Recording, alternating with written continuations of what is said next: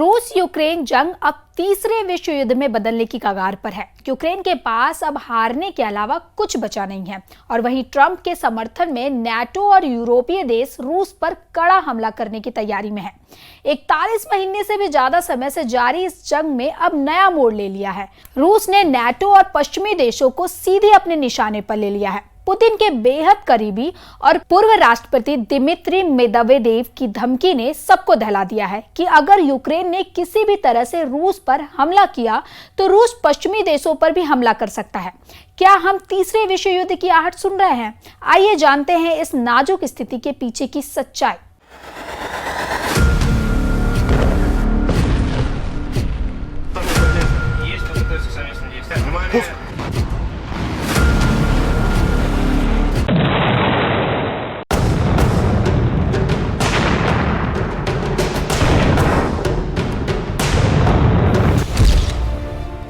नमस्कार, आदाब। आप देख रहे हैं न्यूज 18 का डिजिटल प्लेटफॉर्म और मैं हूं आपके साथ सृष्टि शर्मा।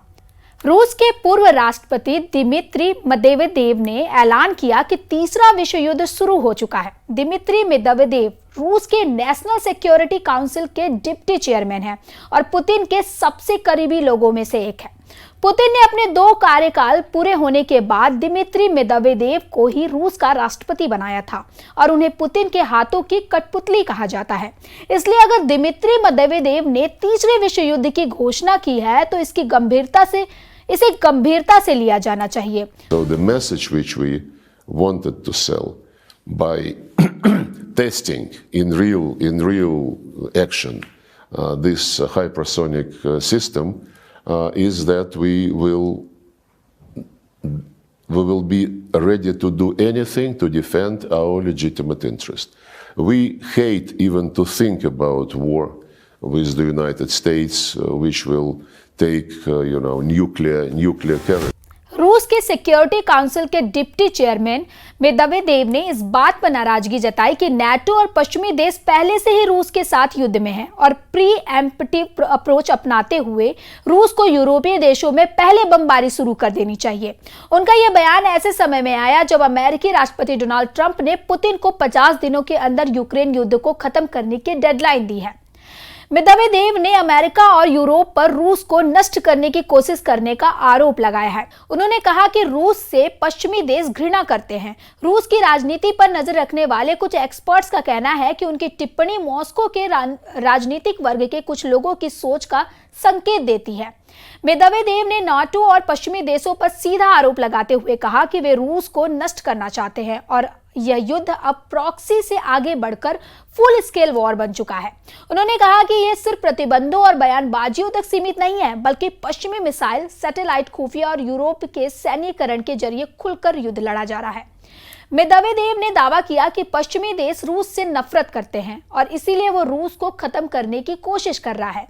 इसी तर्क को आधार बनाते हुए उन्होंने कहा कि पुतिन को यूरोप पर पहले हमले शुरू कर देने चाहिए।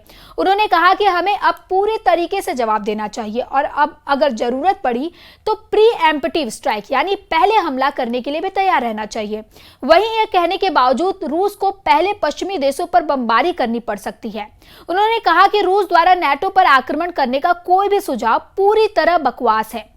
वहीं रूस के डिफेंस एक्सपर्ट और नेशनल डिफेंस मैगजीन के संपादक इगोर कोरचेको ने रूसी टीवी पर कहा कि ट्रंप की डेडलाइन से पहले रूस को यूक्रेन के पावर प्लांट, ऑयल रिफाइनरी और ईंधन डिपो जैसे बुनियादी ढांचे पर हमले तेज कर देने चाहिए ताकि कीव झुकने पर मजबूर हो जाए। मेदवेदेव का बयान उस वक्त आया जब फाइनेंशियल टाइम्स की रिपोर्ट में कहा गया डोनाल्ड ट्रंप ने जेलेंस्की के साथ बातचीत के दौरान उन्हें पूछा था कि क्या यूक्रेन रूस के अंदर हमले कर सकता है, जिस पर जेलेंस्की बिल्कुल हाँ में जवाब दिया था। वहीं अमेरिकी राष्ट्रपति ने यूक्रेन को रूस के अंदर तक मार करने वाली मिसाइलें और दूसरे हथियार देने की बात कही है। ट्रंप और जेलेंस्की के बीच हुई बातचीत के खुलासे के कुछ घंटे बाद रूस ने फिर यूक्रेन के सूमी ओब्लास्ट पर हमला किया, जिसमें एक विश्वविद्यालय को निशाना बनाया गया और 14 से 19 साल के 6 छात्रों को गंभीर रूप से घायल कर दिया गया।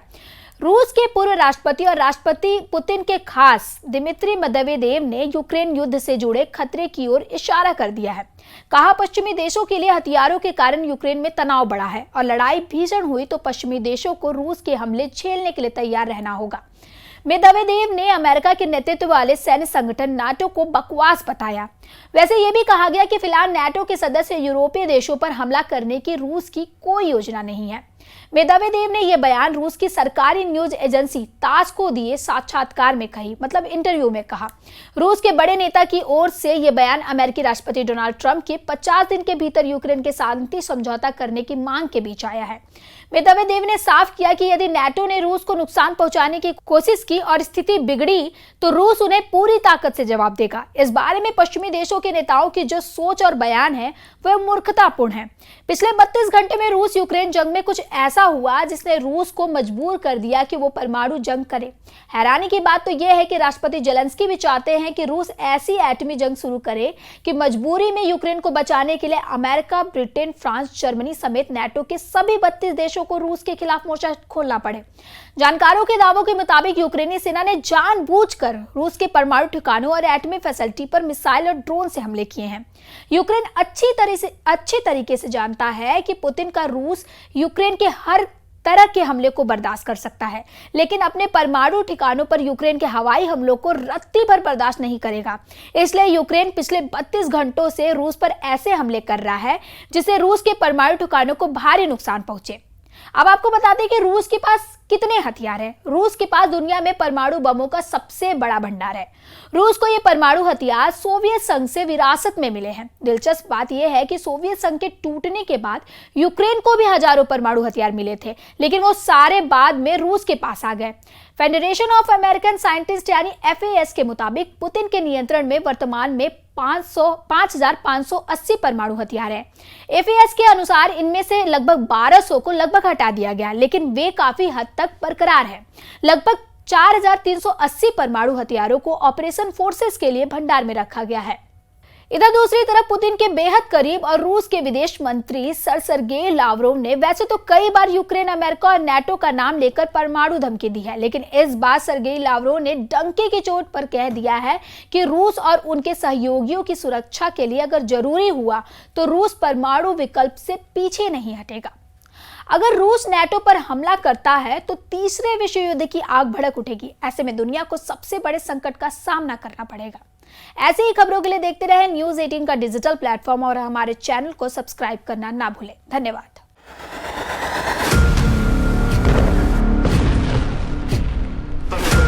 Есть кто-то совместно действует.